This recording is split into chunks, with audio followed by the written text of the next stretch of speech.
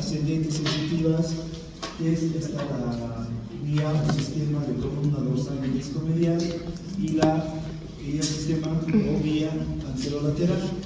Lo que vimos en la anterior clase era parte de la anatomía del sistema de columna dorsal y disco medial. Como sabíamos, cuando esta vía se activa es cuando hay se estimulan los nociceptores o los propios receptores que están ampliamente distribuidos en el cuerpo. Entonces se crea una despolarización y el estímulo va a viajar de la vía periférica hasta el ganglio dorsal, el nervio roquillo, y de ahí va a pasar al asta posterior. Y como hemos dicho, se va a dividir en dos fascículos, un fascículo lateral y un fascículo medial. El fascículo medial sube directamente, en cambio este fascículo lateral hace sinapsis con las neuronas que se encuentran en el asta dorsal, donde va a crear varios fascículos, como es el fascículo del Sauer, el espino cervical, el espino cerebroso dorsal, el fascículo espino cerebroso ventral y el espino talámico anterolateral. Entonces, son sinapsis y fascículos que se producen a nivel de la asta dorsal de la médula espinal. Y luego, entonces, como sabemos, estas neuronas locales luego van a ascender hacia el encéfalo, son encargadas de producir reflejos locales y el origen de fascículos, que ya debemos nombrar. Luego, bueno, esta es la vía que sigue, como vemos. Lo que se activa, o sea, lo que se estimulan aquí son mecanorreceptores, que es por presión, y los propios receptores que se encuentran a nivel de las articulaciones. Entonces, todo este estímulo va a pasar, como dijimos, al ganglio dorsal del nervio raquídeo, y así a la asta dorsal. Entonces, como vemos, se divide en dos: un lateral que hace sinapsis con las neuronas locales del asta dorsal para producir sus fascículos, y el medial asciende directamente, entonces va a ascender hasta la médula oblonga o bulbo raquídeo, donde va a hacer una decusación ventromedial. Entonces se dirige hacia adelante internamente, hace su decusación, y de ahí va a ascender. Y aquí es en el bulbo raquídeo donde va a hacer sinapsis con los núcleos de Gracil, y para luego seguir ascendiendo y llegar hasta el tálamo, al núcleo, al complejo ventrovasal. Aquí hace otra sinapsis, sería la tercera sinapsis, y finalmente para llegar al área somatosensitiva plenaria. Entonces, este dibujo lo saqué de su libro para que vean. Son dos vías, uno de los miembros superiores, otro de los miembros inferiores. Entonces, como vemos, aquí en el bulbo raquídeo va a ser la decusación ventromedial, para luego ir ascendiendo, pasan de todo el bulbo, el mesencéfalo, llegan al complejo ventrovasal del tálamo, y de ahí esta tercera sinapsis luego hacen una sinapsis para llegar a la corteza. Como vemos en los miembros superiores, va a llegar al área lateral de la corteza, somatosensitiva primaria. En cambio, los miembros inferiores llegan a la parte medial. Entonces, esta corteza somatosensitiva que dijimos se encuentra por detrás de la cesura central, en la parte más anterior del lóbulo parietal, en las áreas de Brodmann 3, 1 y 2. Esta es la somatosensitiva primaria. Y la somatosensitiva secundaria se encuentra en el área 40 de Brodmann. Eso sería todo esto que estamos viendo aquí. Aquí, como vemos, lo podemos dividir al cerebro, ¿ya? El área somatosensitiva, que está de verde, que se encuentra en el lóbulo parietal, en el lóbulo occipital, la corteza visual, el lóbulo temporal, la corteza auditiva, y en el lóbulo frontal, en su parte más posterior, se encontraría la corteza motora. Entonces, como vemos, la área somatosensitiva primaria le va a llegar toda la información somatosensitiva del muslo, del tórax, del cuello, del hombro, de la mano, de los brazos, de los dedos, de la cara, de la región intraabdominal. En cambio, el área somatosensitiva igual le va a llegar información sensitiva de las piernas, de los brazos, de la cara, etc.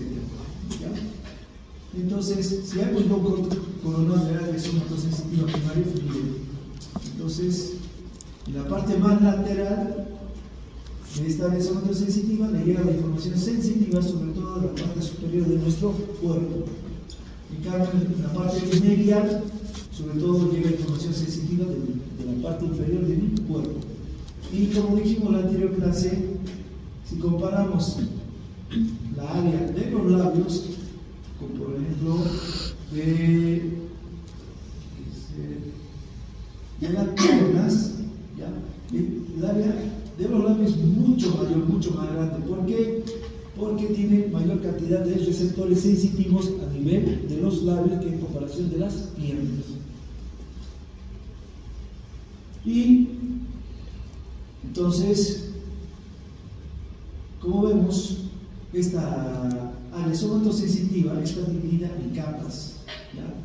Entonces, como vemos, esto vimos en histología, se lo divide en 6 capas. Entonces, del centro ventrobasal del tálamo, cuando viaja a la corteza, ¿a qué capa va a llegar? Llega a la cuarta capa, que es de las señales sensitivas. Ahí es donde llega, en la capa 4. En cambio,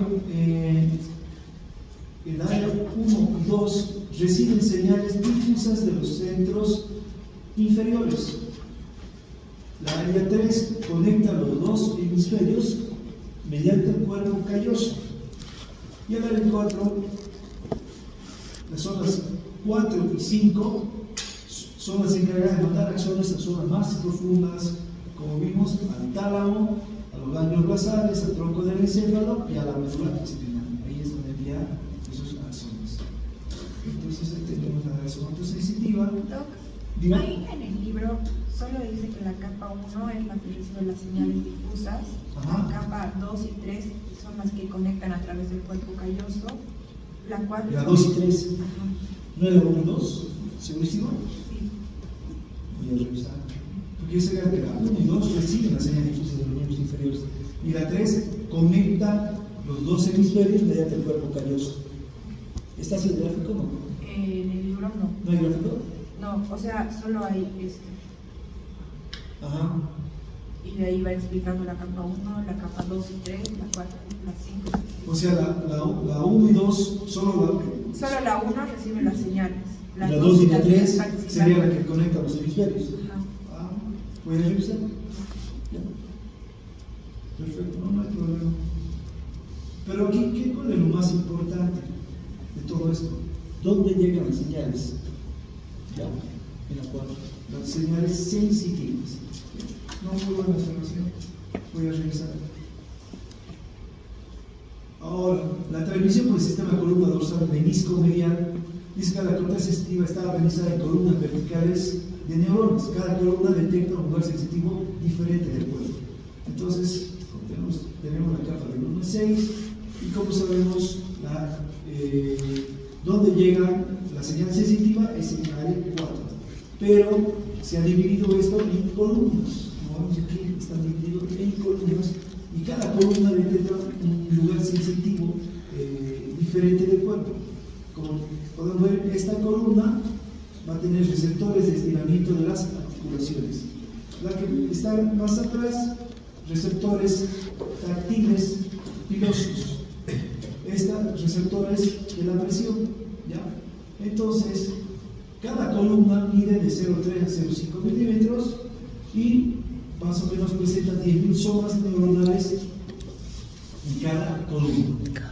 Entonces, si pongo aquí otro ejemplo, tengo una columna aquí de los receptores musculares, otro de los receptores tendinosos, otro de los receptores articulares.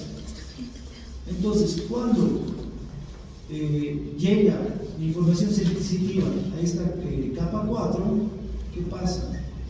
La neurona aquí va a ascender hacia la capa 3, donde va a hacer una sinapsis para llevar toda esa información sensitiva hacia la corteza motora. Entonces, la información que se está analizando aquí, ya, en la región somatosensitiva primaria, va a hacer sinapsis y va a llevar toda esa información al área motora. ¿Para qué? Para que se genere una respuesta motora. ¿Ya? Así, palabras más fáciles que podamos entender. ¿Y qué podemos decir también? Que mientras más posteriores son estas columnas, ¿ya? Entonces se presentan, son zonas más complejas. ¿Ya? Por ejemplo, tenemos receptores cutáneos de adaptación lenta, receptores de presión profunda, también estímulos que se desplazan en la piel en una dirección particular. Entonces, al hacerse más posterior, el área somatosensitiva y el área 3, 1 y 2 cada vez son más complejas. ¿Ya? Por lo tanto, como vemos, vamos a ir avanzando más posteriormente y se van a hacer más complejas estas áreas somatosensitivas. Entonces, ¿cuáles son las funciones del área somatosensitiva primaria? Entonces, el ejemplo que nos pone Guyton es, digamos, hacer una reducción bilateral del área somatosensitiva primaria. ¿Qué quiere decir recepción? O sea, quitarlas. ¿Ya? Entonces, ¿qué dijimos primero? Que la persona es incapaz de localizar discretamente las diferentes sensaciones en las diferentes partes del cuerpo. Entonces, si pongo el ejemplo, aquí una persona agarrando un clavo, él no va a poder localizar directamente qué sensación le produce ese clavo. Si tiene punta, fina, punta roma, etc. No va a poder diferenciar. ¿Qué más? La persona no puede juzgar los grados críticos de presión contra el cuerpo. Entonces no puede diferenciar, por ejemplo, tiene este mueble encima y puede tener este casco encima y no va a diferenciar qué presión le está generando esos objetos. Igualmente, la persona no puede jugar el peso de los objetos. O sea, si tiene estos dos pesos, no sabe cuál va a pesar más. Igualmente, la persona es incapaz de jugar formas de objetos desde la conexión. Esta conexión se llama astereognosis. Entonces, no diferencia, por ejemplo, la punta roma de esta tijera con la punta de estos clavos, no pueden diferenciar. ¿Sí? Y por último, la persona es incapaz de cruzar las texturas materiales porque este tipo de cruces depende de las sensaciones más críticas provocadas por el movimiento de los dedos de superficie ancestral. Entonces, ¿qué quiere decir aquí? Que si pierde la área somatosensitiva bilateral, no va a poder jugar entre la superficie rugosa de esta piedra con la superficie lisa de esta pelota. Entonces, ¿qué podemos decir de las funciones del área somatosensitiva primaria? Que nos da todo lo que se refiere a tacto, vibración, impresión, fino. ¿Ya? Todo es fino, sutil. ¿Ya? Entonces, si perdemos esta área somatosensitiva, no podemos juzgar en forma crítica y sutil. Y también nos habla del área de asociación somatosensitiva. ¿Ya? Entonces, esta se encuentra en el área 5 y 7 de Brodmann. Entonces, aquí le llega toda la información. ¿Qué información? De la corteza visual, de la corteza auditiva y del área somatosensitiva del núcleo ventrobasal del tálamo y otras zonas del tálamo. Entonces, aquí es donde se analiza toda la información. Gracias al área somatosensitiva, el núcleo ventrobasal y otras zonas del tálamo, va a analizar todo lo que mencionamos anteriormente sobre la presión, sobre las características, si es rugosa, si es lisa, el peso que genera, todo eso a estas áreas. Y con el área de la corteza visual, la información de cómo vemos estos objetos. Del área de la corteza visual, si lo dejamos caer, ¿qué sonido produce? Entonces, toda esa información se analiza y Por ejemplo, nosotros podemos describir qué es una pelota de básquet, porque la estamos viendo, sabemos qué características tiene, si es lisa, rugosa, si presenta líneas, y si la dejamos caer, el sonido que produce. Entonces, gracias a esta asociación somatosensitiva, nosotros somos capaces de reconocer los objetos. Ahora, ¿qué pasaría si yo anulo esta área de asociación somatosensitiva? Entonces, pasaría esto. Está bien, si anulo la área somatosensitiva, ahora de hecho, ¿por qué afectaría a la izquierda?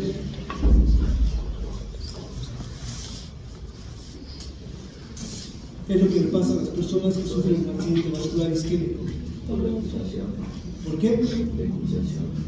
¿A qué nivel?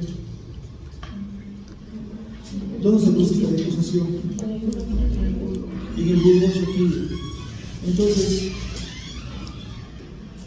cuando veas una persona que ha perdido toda la sensibilidad de la parte izquierda de su cuerpo, por una embolia que dicen comúnmente, que en medicina lo conocemos como accidente vascular isquémico, entonces vos sabes por qué la parte derecha está afectada y en nuestro cuerpo la sensibilidad va a ser el lado izquierdo. Entonces esta persona no es capaz de reconocer su lado izquierdo en el ejemplo. ¿Ya? Entonces no puede diferenciar el peso de las cosas, no puedes sentir si es lisa, si es rugosa, qué presión ejerce sobre su brazo. Por ejemplo, si usted le coloca una piedra aquí, una pelota de tenis en la mano, él no va a poder diferenciar cuál pesa más, por ejemplo. Entonces pierde la capacidad de reconocer formas complejas, entonces a eso llamo amorfosíntesis. Es como si esta persona no reconoce su parte izquierda. Circuito neuronal básico en el sistema dorsal del disco mediano. Entonces, este es un sistema divergente, como vemos aquí. Entonces, el estímulo, por ejemplo, hay un estímulo de un solo punto de la piel. Entonces, por ejemplo, vimos este clavo que produce un estímulo. Primeramente, este estímulo puede ser débil y se va ampliando. ¿Ya? Entonces, se va ampliando hacia las neuronas. Entonces, si primeramente fuera un estímulo débil, va a llegar a una área específica a nivel de la corteza, creando un estímulo débil. Si es un estímulo más moderado, entonces se va amplificando más. Entonces va a llegar a mayor cantidad de neuronas a nivel de la corteza. Sería un estímulo moderado. En cambio, si es un estímulo más fuerte, este se amplifica mucho más y por lo tanto va a llegar a más neuronas de la corteza, de la área somatosensitiva. Entonces, por eso es un efecto amplificador. ¿Por qué? Porque es divergente. Igualmente, entonces, lo que explicaba aquí, gracias a esta área somatosensitiva primaria, nosotros podemos diferenciar, por ejemplo, si hay dos objetos que nos están produciendo estímulos.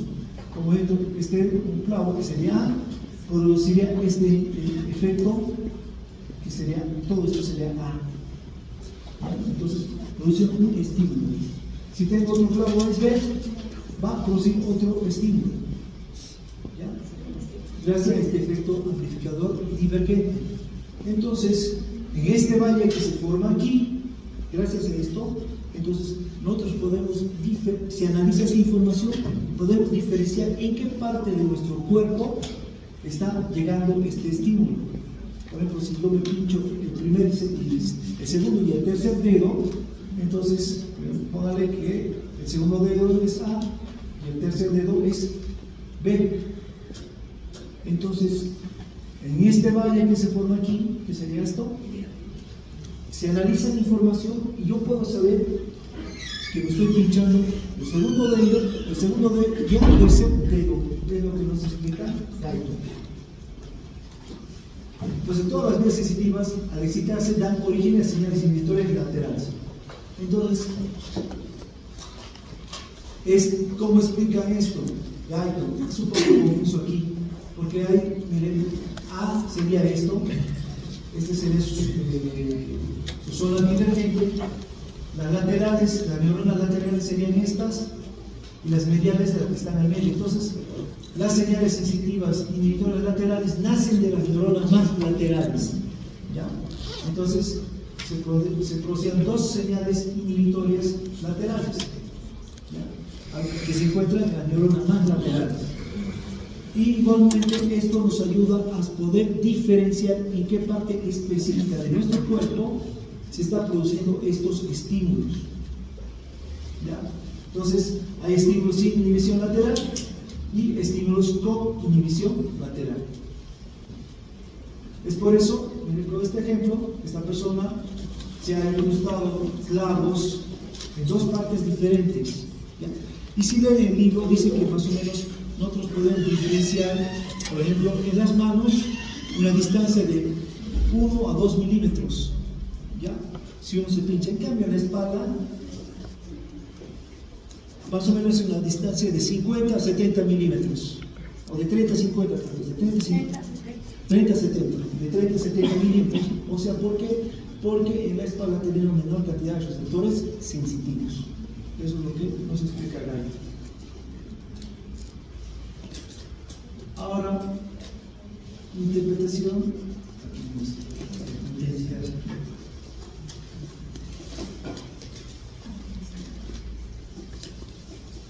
Esta parte es un poco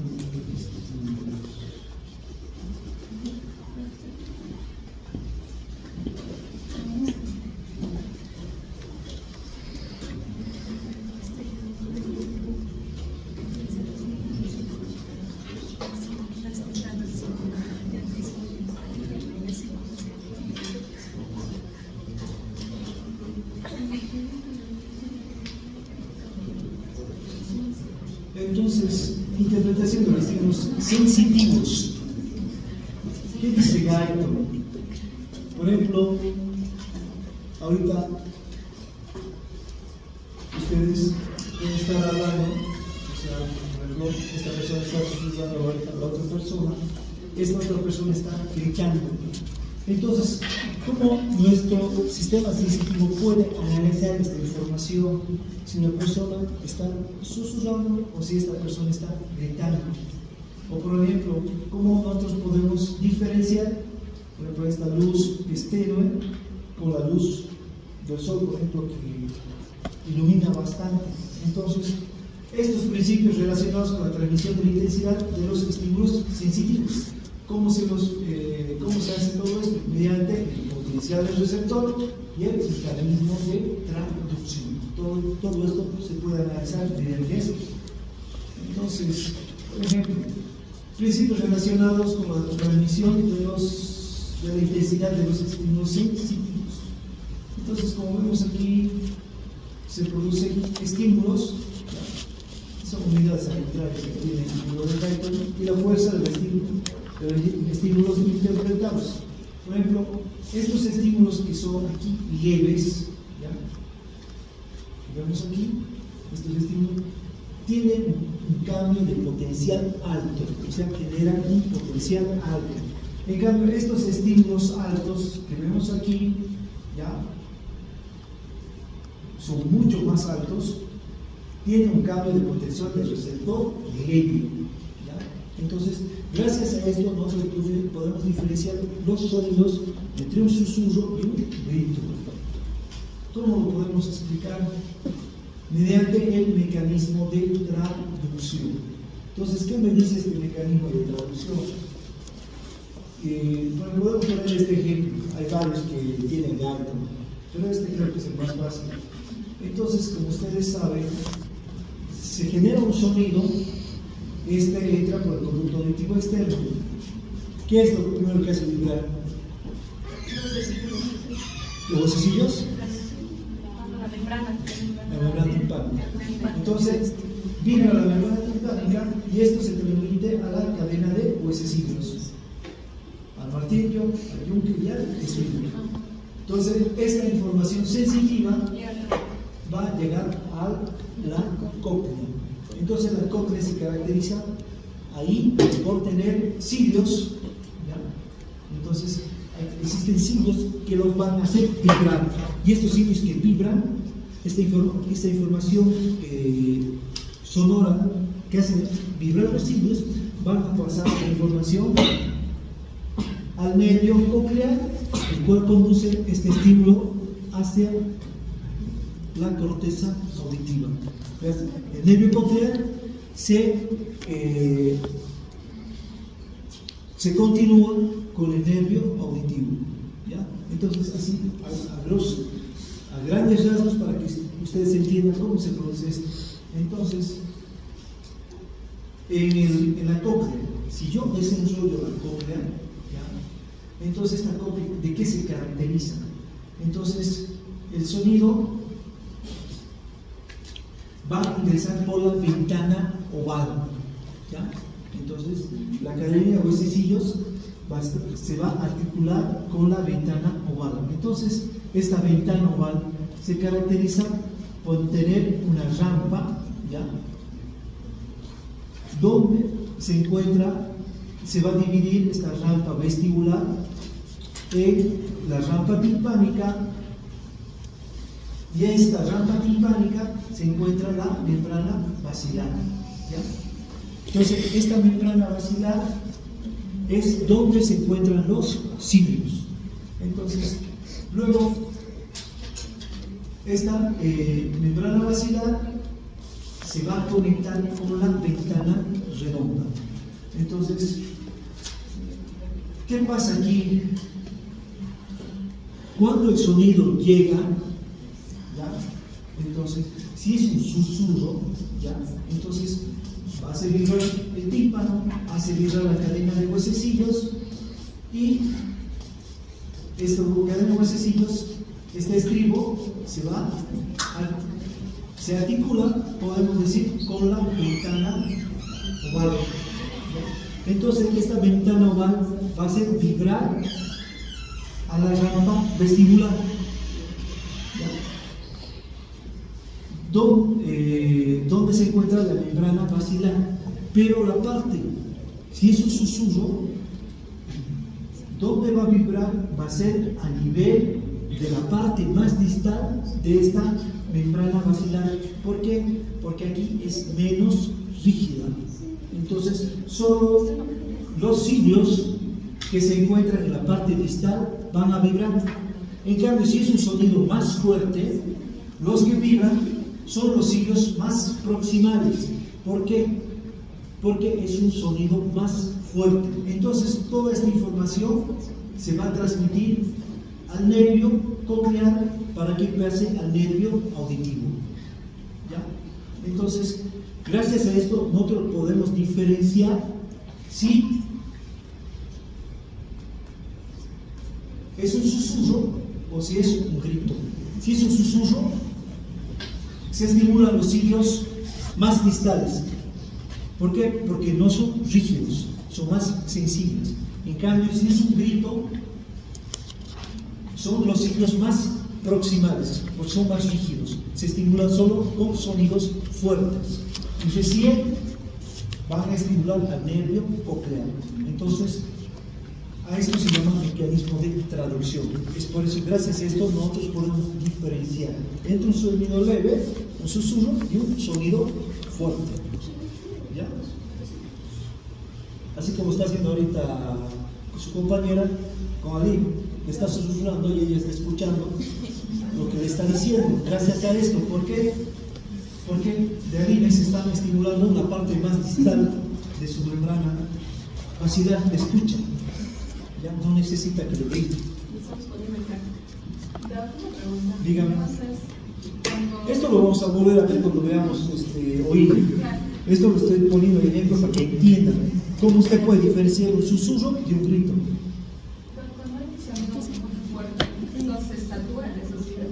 No,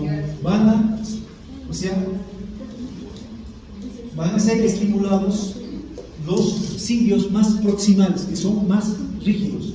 O sea, también los más distales, que son más sensibles. Pero hay sonidos que son muy, muy fuertes y te quedas escuchando como... Ajá. Entonces ahí se satura realmente, ¿o qué pasa? Eso lo podemos oír, pero quiero que entiendan esta parte. Esto se llama traducción, poder diferenciar. Igual, vean en el gaito, explica también de la vista. Cómo nosotros podemos diferenciar cuando hay luz muy fuertes con luces muy bajas. Porque los bastones y los conos funcionan como un fotómetro. ¿Por qué? Que ellos pueden reducir la luz o ampliarla para ver, o sea, para mejorar la vista. ¿Ya? Eso se llama mecanismo de traducción. Ahora esto lo que me decías, principio de Weber-Flexner, detección de la proporción y la potencial de los estímulos. ¿No? Esta parte es medio confusa de entender, pero ¿qué dice? Dice las gradaciones de la potencial del estímulo se distinguen en proporción aproximada al logaritmo de esta potencia. Y me pone esta fórmula: potencia de señal a interpretar igual al logaritmo más la constante. Entonces, miren cómo podemos ver, interpretar esto. Tengo una persona aquí, por ejemplo, yo supongo que debe estar levantando 2,5 kilos cada mano. Y esta persona, fácil, está levantando más de 100 kilos. ¿Ya? Entonces, se requiere un cambio de intensidad del estímulo físico más grande para producir un cambio perceptible en la intensidad de la sensación cuando el estímulo es mayor, pero aquí es de mayor intensidad.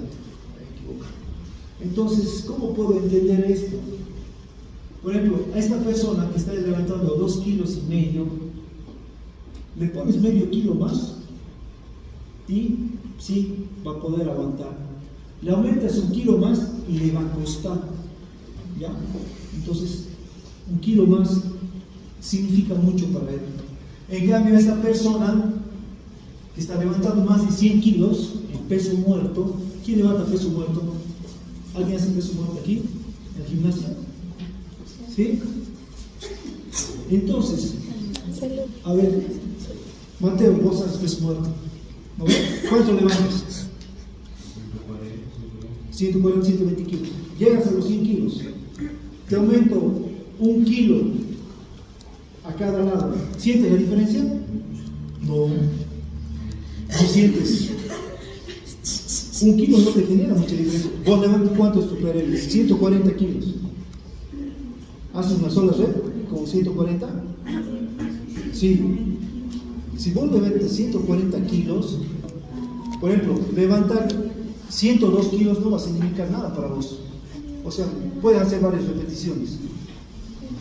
Si levantas 5 kilos, o sea, aumentas 10 kilos más, igual puedes seguir levantando 110 kilos. Llegas a los 115, puedes levantar los 115, seguir levantando. 120, igual, 130 kilos, los sigues levantando. Entonces, ¿a qué me voy? Que cuando hay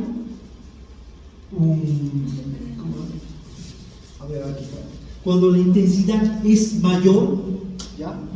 Vos necesitas un estímulo mayor para tener un cambio perceptible. O sea, ¿cuál va a ser la intensidad mayor? Esos 100 kilos. ¿Ya? Entonces, vos para sentir realmente un cambio necesitas un estímulo mayor. ¿Ya? O sea, ¿cuánto va a necesitar Mateo para sentir un cambio? Que le pongan 20 kilos a cada lado. ¿Ya? Entonces, en cambio, esta persona que solo está levantando 2,5 kilos, que es un estímulo leve, ¿ya?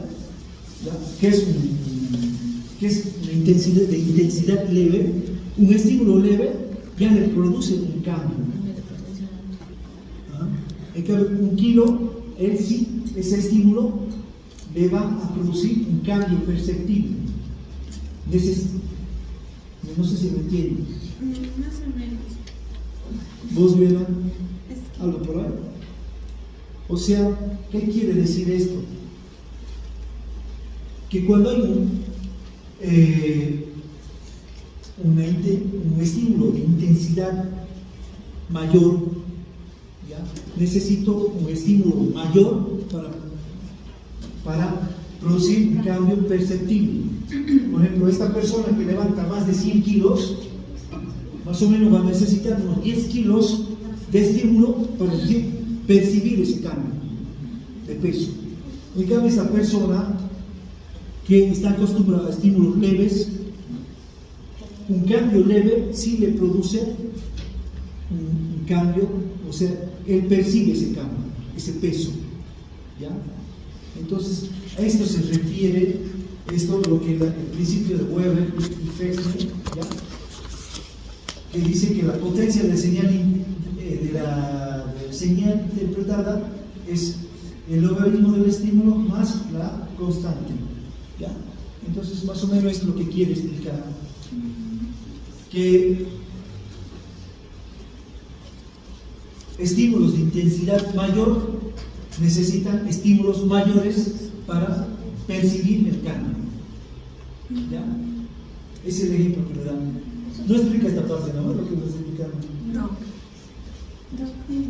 Bueno, con lo de, por ejemplo, si es que, no sé, Rivas levantaba a 120, si es que tiene un estímulo mayor a 120, él recién podría hacerlo, ¿no? Él no va a sentir, por ejemplo, Mateo no va a sentir que le aumente 1 kilo a cada lado.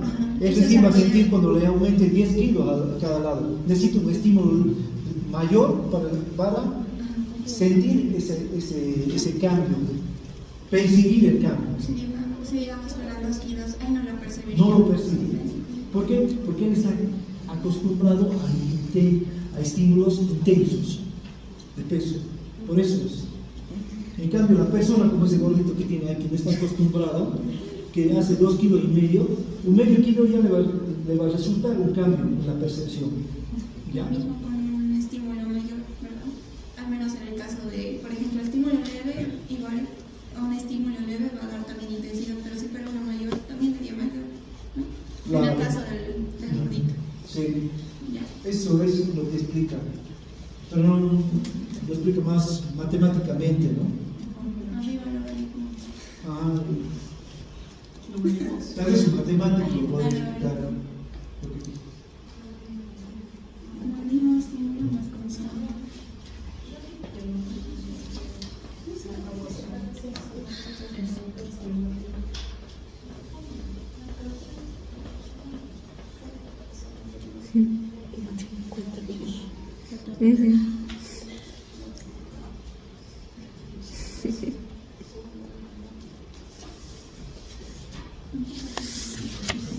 Por ejemplo, a eso también se va lo que es la ley de la potencia. Dice la potencia del señal interpretada K por el estímulo menos K. Entonces,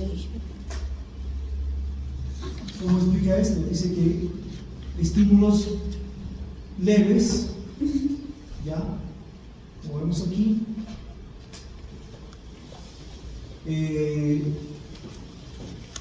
necesita estímulos, o sea, se genera una fuerza de estímulo leve. Si le llegan estímulos leves, van a sentir el cambio. En cambio, si son estímulos de fuerza mayor, como vemos aquí, estímulos leves no le van a producir ese cambio de percepción, ¿ya? Necesita estímulos de mayor intensidad para que sienta ese cambio de percepción. A eso se refiere. Entonces, vean el gráfico, este es un libro, ahí les está explicando lo que aquí les quiere decir. ¿Ah? Por ejemplo, este estímulo leve genera un cambio aquí en la potencia, ¿ya? Si le llegan estímulos leves, pero este estímulo mayor, si le llegan otros estímulos leves, no va a sentir el cambio de percepción. Después nos explican las sensibilidades posicionales. Hay dos tipos de sensibilidades posicionales. Unas son las estáticas, que las estamos viendo aquí. Entonces, a nivel de todas nuestras articulaciones que vemos aquí, rodilla, tobillos, codos, caderas, tenemos receptores articulares, los cuales son receptores proprioceptivos, los cuales nos dan información sensitiva que llega al área somatosensitiva primaria y nos está dando la información en qué posición estamos. ¿Ya? Por ejemplo, esta persona, toda la información que está llevando los receptores articulares al asta posterior de la médula y sube hasta la corteza motora somatosensitiva, le van a informar a la persona que está sentada. O a esa persona que está aquí, igualmente, sus receptores articulares le van a informar que está recostada en un sillón. ¿Por qué? Porque aparte, los receptores visuales, él lo está viendo y estos receptores visuales se conectan al área somatosensitiva primaria. ¿Ya? Entonces, él puede ver realmente que está recostado en un sillón. ¿Ya? A eso se llaman sensibilidades posicionales estéticas. Pero también, si una persona está corriendo, entonces estos receptores articulares llevan toda esa información al área somatosensitiva primaria y dan la información de los cambios posicionales de las articulaciones. ¿Ya? Entonces, esta persona puede analizar, gracias a esto, el siguiente movimiento. Entonces, a esto se llama sensibilidad posicional en movimiento, o también se llama cinética. ¿Ya? Ahora, todo esto igual gracias a los usos musculares, ¿ya? Sobre todo cuando estos se estiran, ¿ya? Entonces esa información va hacia el asta dorsal, parte de esta información vuelve por el asta anterior y parte sube al área somatosensitiva.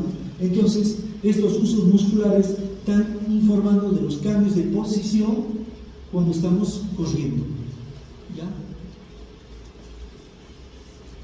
Ahora, en las manos, por ejemplo, aparte necesitamos de los receptores cutáneos, como son los corpúsculos de Pacini. Estos corpúsculos de Pacini igual están informando a la área somatosensitiva primaria de los cambios de posición, por ejemplo, de mis dedos, de mis manos, etc. Doctor, ¿todo tipo de receptor podría dar este tipo de información posicional o hay alguna? Depende, si es estático o si es en movimiento. Si es estático, solo los receptores articulares. ¿Ya? En cambio, si es en movimiento, los receptores articulares, los usos musculares. Y de mis manos, sobre todo los receptores cutáneos. Ahí nombran a los corpúsculos de Pacini, también nombran a los de Ruffini. Entonces, todos estos están informando sobre los cambios de posición que están haciendo mis manos. Procesamiento de la información sobre la sensibilidad posicional en la columna dorsal del disco medial. Entonces, todo esto se produce gracias a las neuronas talámicas que responden a la rotación articular de dos tipos. Una es la rotación plena y otra la rotación mínima. Entonces, toda la información que llega de los cambios de posición de la articulación se da a nivel de las neuronas talámicas, o sea, que se encuentran aquí en el centro ventro-basal. Entonces, por ejemplo, si tengo mi pierna así, en esta angulación, ¿ya? Entonces, como que es aquí 1. Entonces, está a 140 grados. Entonces, esta va a generar un impulso más o menos de 90 que va a llegar hasta el tálamo. Entonces, está informando que mi pierna se encuentra a 140 grados.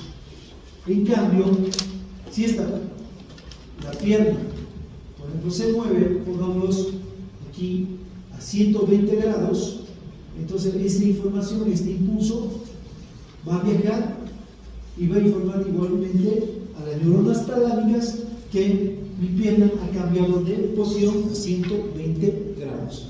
A eso se llama procesamiento de la información sobre la sensibilidad posicional. ¿Dónde se da lugar esto? En las neuronas talámicas.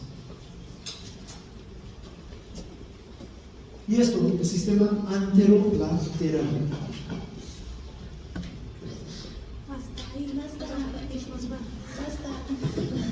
¿Mucha información? Sí.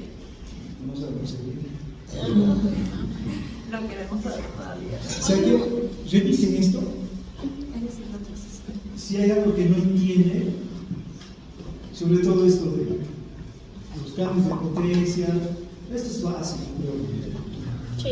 Sobre el peso. Si levantas algo leve, un estímulo leve ya te produce, ya percibes el cambio. Si es un gran peso, un estímulo leve no lo vas a sentir, necesitas un estímulo mayor para que haya un cambio de percepción. Eso nada más se me debe esta ley. Entonces quedaremos aquí. Mañana vemos todo lo que es anterolateral y ya terminamos toda esta parte. Ya entraríamos a oído.